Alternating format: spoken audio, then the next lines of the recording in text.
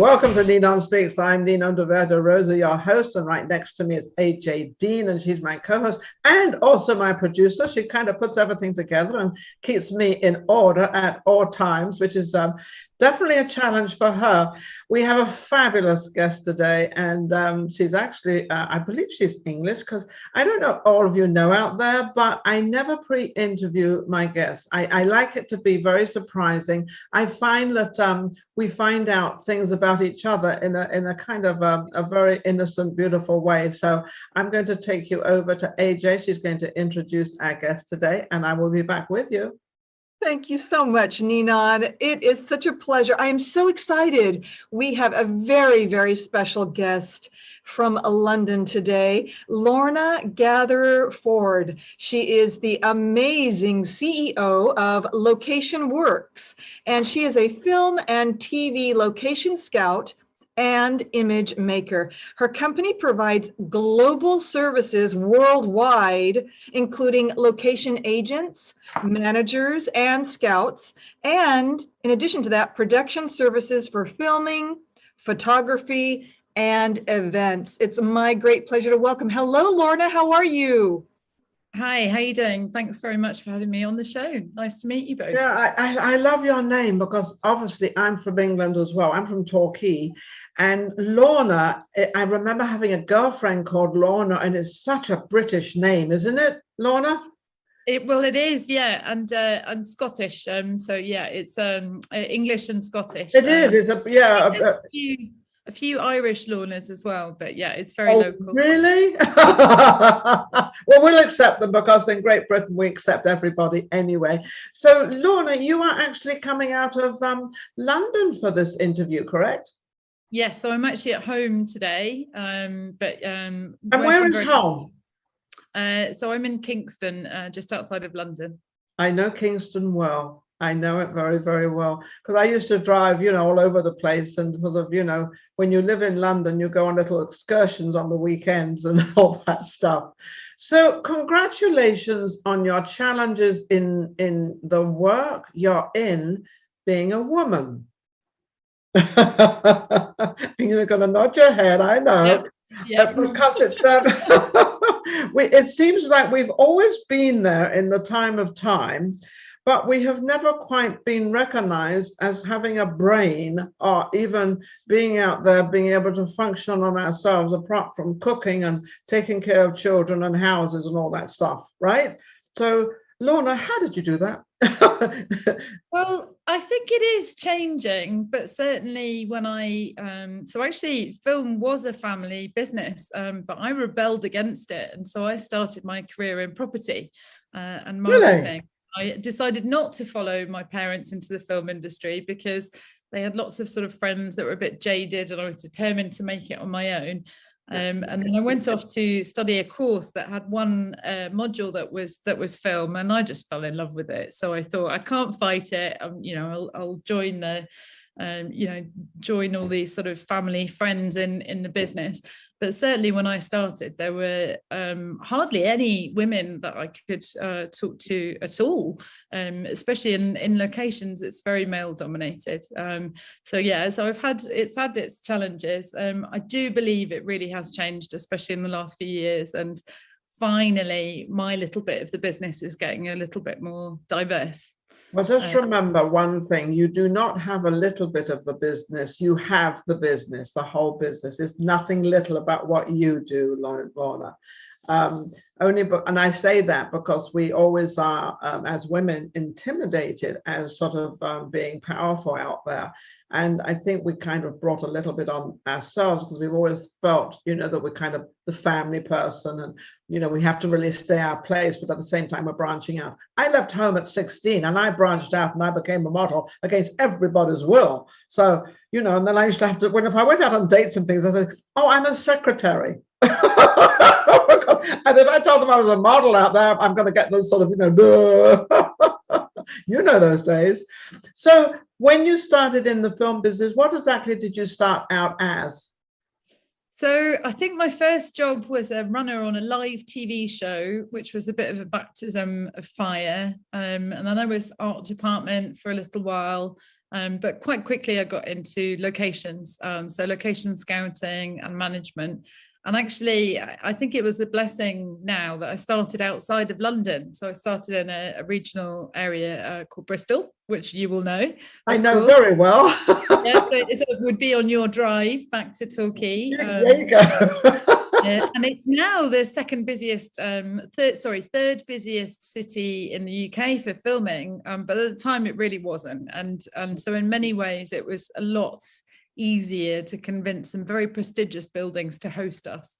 Well, absolutely, because you've got Bath down there, and Bath is one of the old seaweed. The reason it's called Bath is that the old seaweed baths that everybody. So Bath actually goes back into the ancient times. So when you want to sort of do a movie with a different sort of aspect to it, or the old, an old movie in the olden times, you've got really the place. And isn't Bristol is full of young people because of the university there?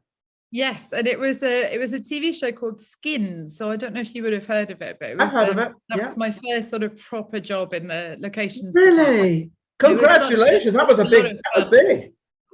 It was really big, and it's been, we sort of see it as a four-leaf clover, because everyone that I know, and we've all kept in contact for all these years, the people that have worked on that show have done very well indeed, and I'm sure you've seen lots of the actors have gone on to great success.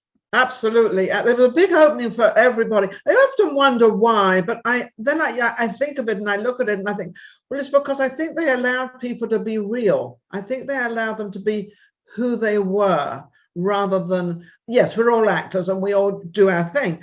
But I think in this particular place, you were allowed to be you.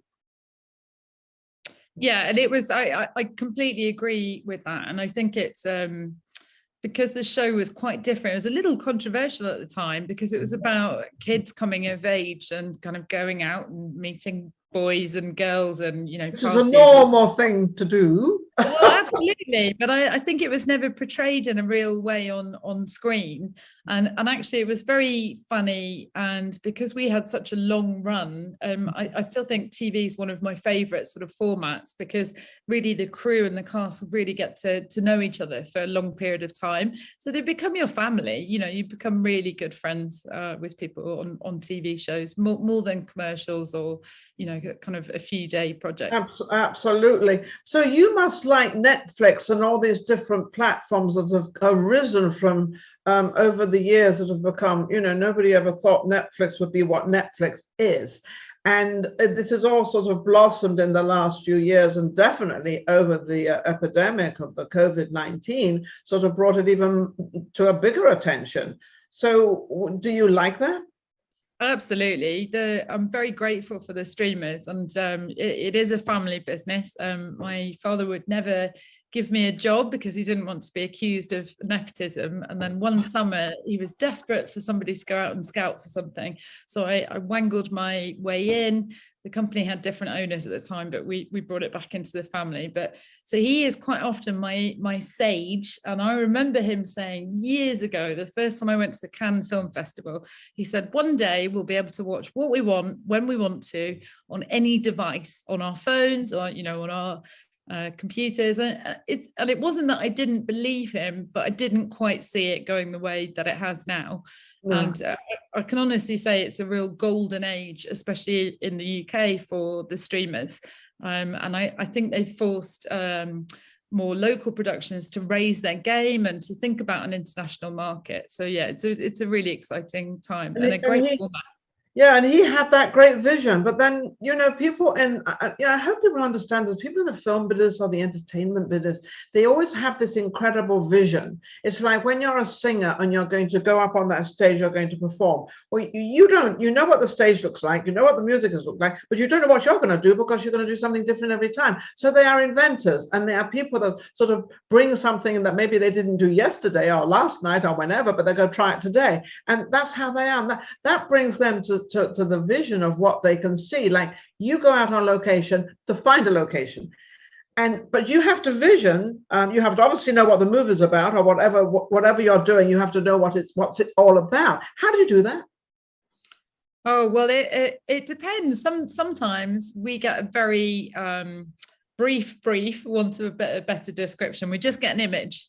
And because they don't know anyway. Much that, no explanation. You know, we don't necessarily always get told what's happening in the scene. So my company, we have 10 agents at the moment. And so if it's quite a small project, they might just literally get a photograph or a description, and we have to kind of do a bit of guesswork. Working on that. Yeah, well, it can be really, especially fashion briefs, because we do a lot of photographic shoots as well. Sometimes the mood boards they send have no relevance to the location at all, and they'll just show, you know, a half naked male or female model.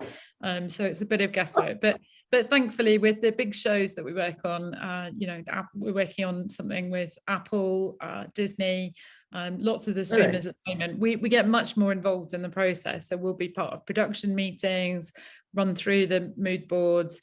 We don't necessarily always get a full script, but we'll get a good description of what's going on. And then it's just an elimination process. We'll always throw in a few wild cards, so something that they haven't described. But, you know, we might start with, depends on the project, but, you know, at least 40 options just for the one location, and then we'll slowly narrow down.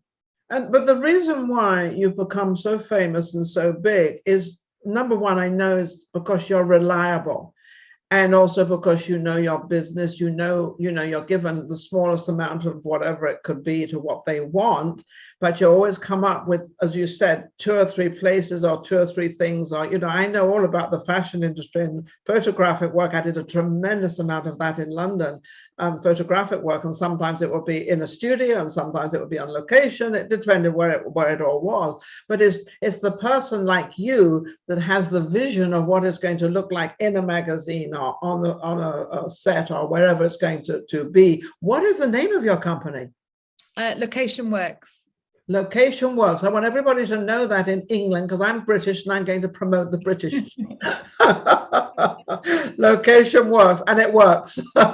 Works as it works. Absolutely. Yeah, I can see.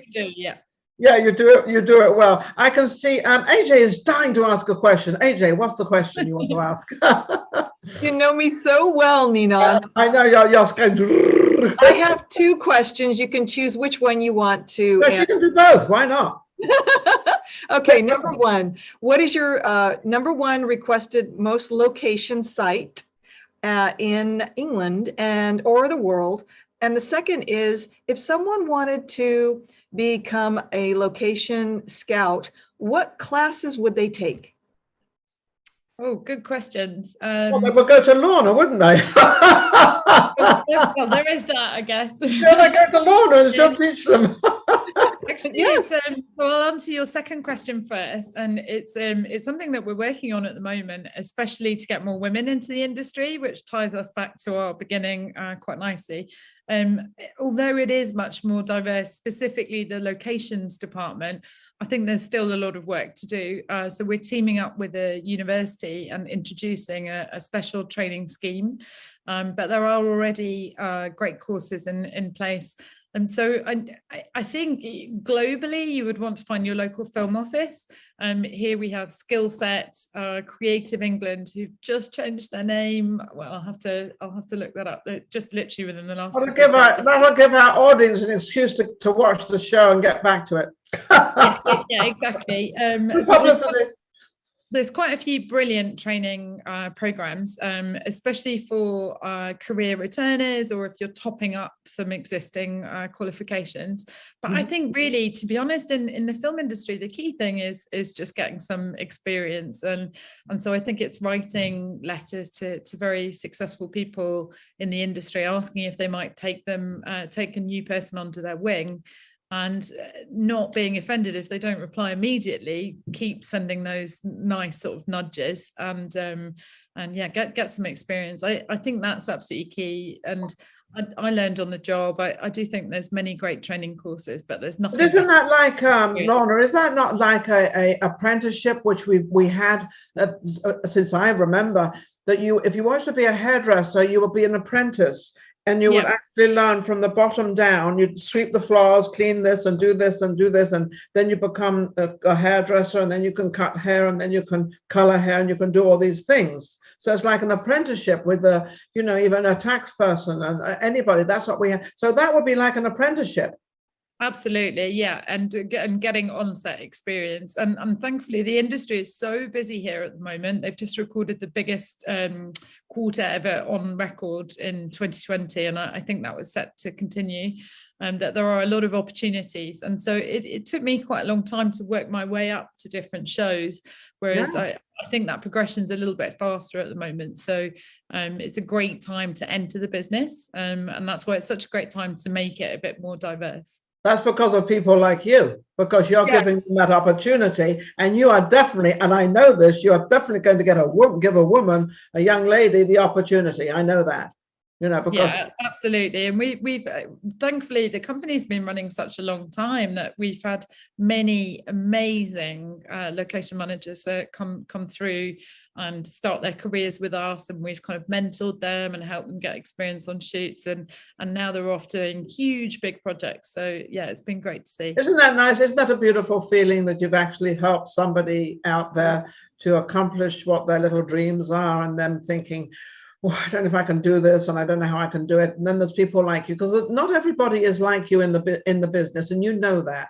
A lot of the people in the business are very, very selfish, and if they can cut you out, they will. It's a very cutthroat business, actually. And when you meet somebody, and you know that, it's very, very hard. And I think if you can do what you do, is to come along and say, well, it's no skin off your nose to help somebody, right? Well, do you know, I really believe in what I call business karma. And I think what goes around comes around, and it's very important to pay it forward. And even if you didn't do it for the reasons that we've discussed, and just genuinely want to help people, which is my sort of true motive, it makes business sense, because actually if I'm creating loyal clients that come back and use our services in the future, then even just purely financial motivation, it makes sense to keep providing the industry with great talent. Yeah, absolutely. What was your second question, AJ, or your first question? Oh, so yes, no, so I know got to go back to AJ. Most requested site. You said it the most popular either in the UK or the world. Is that right, AJ? Yes, Lorna, yes. So it's a tricky one. We get asked to match things quite often. So places that are very hard to film. I don't know if there's a single one. It does seem to change sort of year by year, and sometimes there'll be trends. So a couple of years ago, we had all these amazing period dramas like The Crown and Bridgerton, and the very popular series. And yes, we have worked on Downton Abbey. And those typical English. That's all English stuff. Yes, yeah. So it makes sense that we get asked for that kind of heritage sites, and we're the exclusive partner of the Historic Houses Association. So that's that means was that fun? Was that fun, Lorna? Yeah, oh, it's just amazing. And every house is so different. Knowing the history, it also really is a challenge to look after those properties in the right way, and also make sure that they've got an income which keeps these heritage sites alive. That we're literally helping to preserve them for future generations, because filming is such a great additional income. It is. But I want to go back to Downton Abbey, because Downton Abbey is, everybody knows it, everybody loves it, and it's like this anticipation of next week, which is in America here, in Vegas here, is on Sundays or whenever it's on. But it's such what was your feeling about Downton Abbey? Because that was a big show. Well, still is a big show. I personally am not as big a fan of the heritage, of the sort of period drama genre in general. I have a great appreciation for it, and I've loved working on them, but it doesn't tend to be my sort of viewing pleasure of choice. But as I say, I think it's a great genre, and long may it continue, because it's important for people to know about these sites, and very few people talk about this. But film tourism is such a big deal for anywhere, and I believe one of the reasons why New York, for example, is so magical in our hearts is because of how we see it on screen. And the same thing would apply to, you know, somewhere that Harry Potter filmed or Downton Abbey. And you know, people will go and visit these places and have their picture taken there. So actually, it's not just the filming that helps to support that location. The whole area is given an uplift with film tourism and people doing virtual tours, you know, even in these COVID times. So yeah, that it's amazing to be part of that. You know, thank you, Lorna, for bringing that up, because we don't think about tourism, we don't think about the film industry as people actually wanting to go to a location, because we're in our minds, it's so commonly known that it's just a location. But, you know, for people that are not in the industry, and you know, majority of people in the entire world are hams, they all want to be somewhere seen or whatever. You know, that's just all of our natures, we can't help it. And I never thought about that as a tourism place. But I'm now going to ask you another question. What was the name of your father's business, and how long are they still in business? And oh yeah, so it's the same business. So he set it up in 1985, and it's had a few owners over the years, but we bought it back late 2009. And right. So initially it was just him and I sort of restarting the brand name, and we're now 26, I think. So we've had a lovely growth over that time period. How wonderful. So your father must be, although he didn't want you to be in the business, whatever, he must be very proud of you, because now he has kind of, the whole thing turned around and you came back into business. You brought him back into the business, actually. He was kind of a switcheroo. Yeah, we've become partners, and initially it was a strange thing to work with a family member, but now we're best of friends, great business partners, and father and daughter. So I'm quite proud that we manage those three dynamics separately. But yeah, it's wonderful to be by his side. And if he was here, he'd tell you that the best thing he ever did was to make me CEO. Well, yeah, because you're in charge. You have to take all the goods and the bads and everything else, and he just floats around. Yeah, so he likes to say he's the backroom boy, and I'm the sort of front of the business. Yeah, you have to take all that blame and all that, well, excitement as well and everything else. You know, I noticed that we've talked an awful lot about women in this particular thing, but I also, you know, want to let everybody know that we're not leaving the men out, because I know you obviously have a lot of men that you employ. When you do employ somebody, a male, to do something for you, what do you look for?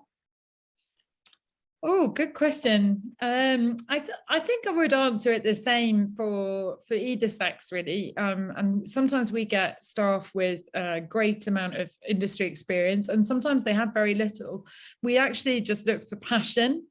The willingness that anyone in the company, myself or the most junior person, should be able to pick up the phone and talk to anyone. So it could be the head of a studio, and we have our own film studio in London, or, you know, it could just be a runner that they're talking to. But we really believe that everyone should be treated the same.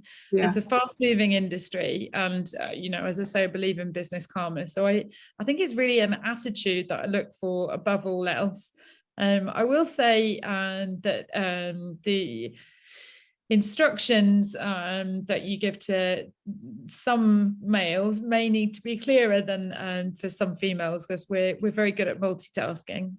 Well, women are, because women are used to it. Women bear children, so yeah. Women are used to sort of taking care of, you know, the baby, and also cooking the Sunday lunch. So this is, a woman can do that very easily. But my question also was that, you know, now this guy, this man, whatever, is going to get instructions from a woman.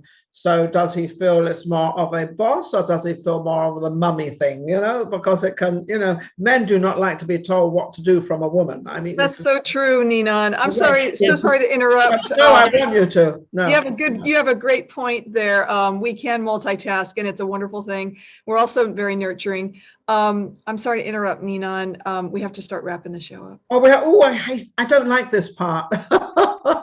But anyway, answering that question about men taking shots from you, is it okay? Yes, no, absolutely. I mean, I was going to say, yeah, it's in answer to that, I think we find out very quickly. So if we start working with a guy that for some reason can't take direction from me, then you're out the door. Yeah, he's been given the sack. Yeah, I mean, but generally, I think people are pretty respectful, and yeah, we've grown tremendously throughout this COVID period as well. It's been an amazing time for our industry. As women, they're getting used to us sort of being out there as well. But what I would like to do, Lorna, I would love to thank you so much. You've given us a great insight on what goes on behind the scenes, in front of the scenes, and what it's like working in this world, especially in the entertainment business and the film business is really tough as a woman. And it's not as scary. So all you women out there, don't worry about it. Just if you want to do it, do it. Just march forward and do it. Actually, call Lorna. She'll help you. I know. How can we get a hold of Lorna? How can we reach Lorna? Thank you. So just the details on the website are good. So locationworks.com. Feel free to email me. I do get rather a lot of emails, so sometimes it's better to use the general one, which is info@locationworks.com, and then one of the team will sort of say, Lorna, look at this person, they look awesome. That might well be you. So I'd love to hear from people. Absolutely. So they can reach you through the website. Absolutely wonderful. Well, you've been an amazing guest, and I just want to thank you so much for being such an insight to all our followers out there and all the people that view us and everything. We're doing very, very well. And of course, we're very proud to announce that we're on Roku. We've been on there for quite a few weeks now, and we're slowly getting our shows up there. So we've made a big advancement. But I would have to say, because of AJ and her husband, Jeff, who is also part of the team. AJ, would you like to give a few words? I just want to thank you, Ninon. This is the highlight of my life, NinonSpeaks. And I also just want to thank Lorna. You're absolutely beautiful. You're gorgeous, and you're smart, and you're savvy. And you're a wonderful representation for location work. So thank you so much for your time. And it also must be very exciting for you, Lorna, right? Oh, it's just been so wonderful to meet you both properly here. AJ and I have obviously spent a little bit of time speaking together in the past. It's been fabulous to get to know her, and wonderful to meet you, Ninon. Absolutely. Well, it's such a pleasure and such an honor to have you on, as to what you do, and also being English and the whole bit is absolutely wonderful. Thank you to all our viewers out there for supporting us, being with us. And don't forget to subscribe, because that increases what we're doing. And we'll be right back next week. Take care.